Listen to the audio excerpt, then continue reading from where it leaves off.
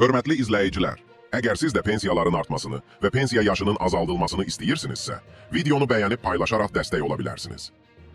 Əlilliyə görə əmək pensiyası sığortalanan xəstəlik və ya xəsarət nəticəsində yaranan əqli və ya fiziki qüsurlara görə əmək qabiliyyətinin məhdudlaşması ilə əlaqədar təyin edilir. Əlillik qrupları əlilliyin və ya 18 yaşına qədər sağlamlıq imkanları məhdudluğunun səbəbləri, habelə onların baş vermə müddəti tibbi sosial ekspert komissiyaları tərəfindən qanunvericiliyə uyğun olaraq müəyyən olunur.